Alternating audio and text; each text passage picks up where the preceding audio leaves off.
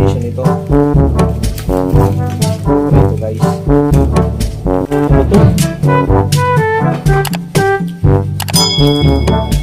Sarap. Hindi maalat. Tapos rice ko, brown rice. Sarap sa umaga.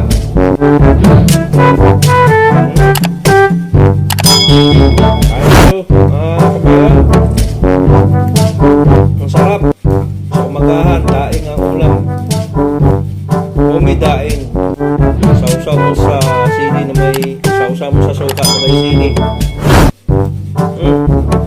Sarap.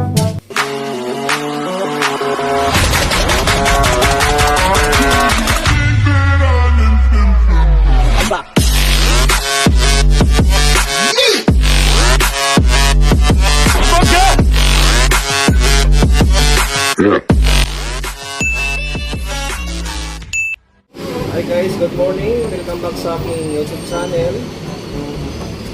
Ngayon guys, isi-share ko sa inyo ang ginawa kong daing kahapon. Binabad ko na to magdamag kahapon sa rep para ibilad ko ngayon. So mga guys, tingnan nyo lang itong ginawa ko. Isi-share ko sa inyo. Ito, nilinis ko na to kahapon. Tinanggal ko na yung hasang at saka bituka. Tapos sinugasan ko lang siya sa asin ng 3 beses. So hindi naman karamihan ng asin kasi dapat tama lang kasi pag marami yung ilagay nating asin is maalat. So ngayon bibilad ko na to mga kabayan. So tingnan nyo ako. Samahan nyo ako, bibilad ko na to.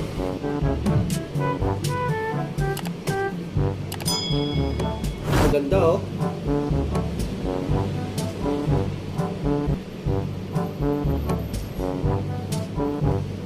Linisin nyo lang ng maayos mga kapatid, mga kabayan. Ito dapat walang dugo to kasi itong nilalapitan na langaw at saka dito dapat walang mga dugo to. Pag tinanggal mo yung hasang, minsan naiiwan yung mga dugo dito at saka dito sa tinik pag naghiwa kayo. So dapat pag linis, tanggalin talaga ang dugo para hindi makakapit ang langaw. Hugasan lang ng 3 beses sa asin. Huwag hugasan ng tubig kasi yung tubig dumidikit sa balat ng isda. So, dapat asin talaga, hugasan mo lang ng 3 beses.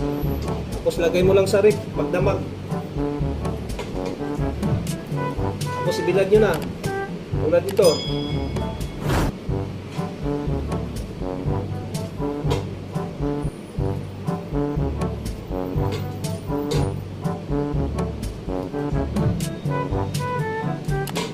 Lalo pala, kunti lang pala. 1, 2, 3, 4, 5, 6, 7, 8, 9, 10, 11,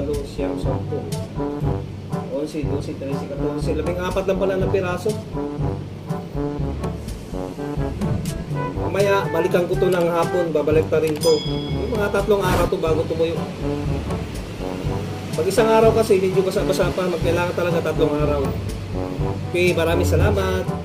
Bye! Hour later. Hi guys, good morning. Ito na naman ako sa aming terrace. Ibibilad ko ulit itong ginawa kong daing. Babalik na rin ko kasi kahapon nakaganon siya. So ngayon itataob ko na naman para magpantay yung tuyo. Bibilad ko lang siya kay maghapon. So,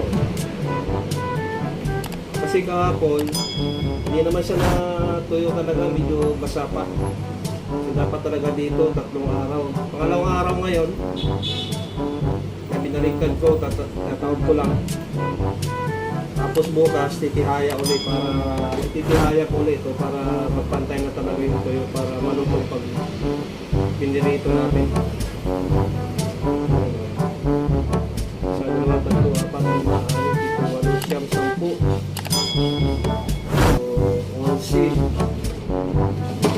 11, 12 piraso na lang ito mga kabayan kasi nakita ng mga kasama ko dito sa bahay, yung 2 pinirito na, hindi na nakatiis, naglalaway na kasi yung binibiling daing dyan sa labas alat, ay ito, gawa ko, humihingi na sila. Okay mga kabayan, balikan ko na naman ito mamayang hapon. Tapos,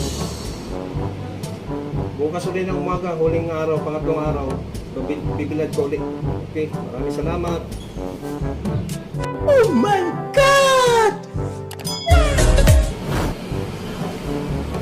Hi guys, ito na yung daing ko, ito yung tuyo na oh. Oh, ito yung tuyo na. Pangatlong araw. Oh, tigas. Kunin ko na siya guys. Ayan oh.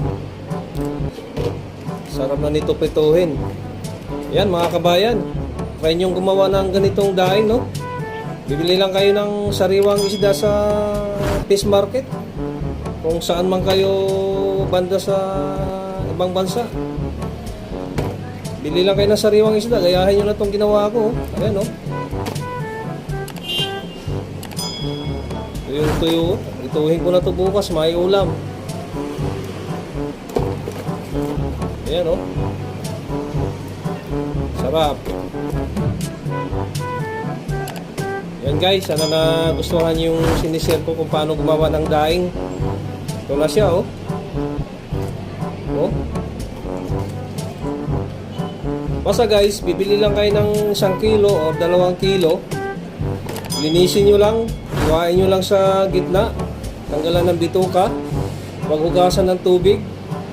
Hugasan nyo lang sa asin, yung katamtamang asin lang, no? Ilagay yung asin sa maliit na planggana, tapos halu-haluin nyo lang. Tapos lagay nyo na yung isda guys. Hugasan nyo na. After nyo mahugasan ng 3 beses, ilagay nyo na sa after nyo mahugasan ng 3 beses, panibagong lagay uli ng tubig sa kung ano mang dapat yung paglagyan. Lagyan uli ng asin, yung katamtamang asin lang, yung hindi naman masyadong maalat. Tapos babad nyo lang sa rep ng magdamag. Tapos pag ilagay niyo siya sa pag ibabad niyo na siya sa magdamag kung saan niyo mailagay. Patao paglagay guys ganito, huwag patihaya. Patao para yung lasa ng yung asin masipsip niya. Okay. Yun lang, maraming salamat. Sana nakakuha kayo ng idea kung paano gumawa ng daing.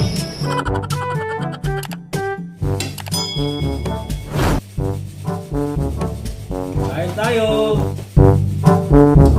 Ulam ko dahil yung ginawa ko yung isang araw. Sarap dahil. Okay.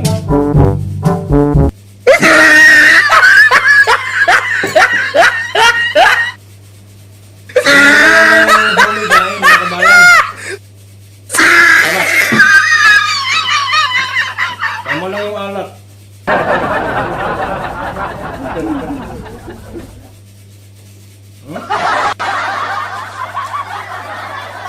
Ito lang ulamin ko. Ito lang ang ulamin ko. Daing. Mayroon akong ibang ulam dyan, pero nagsawa na ako. Gusto ko daing eh.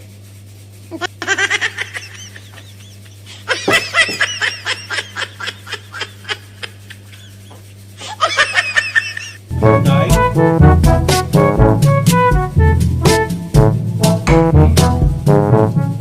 Suka na may sili.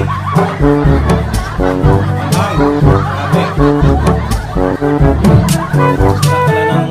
Sarap pala ng daing ginawa.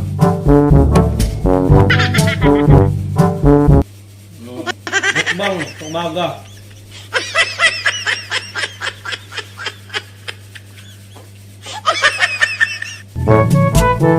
Sarap.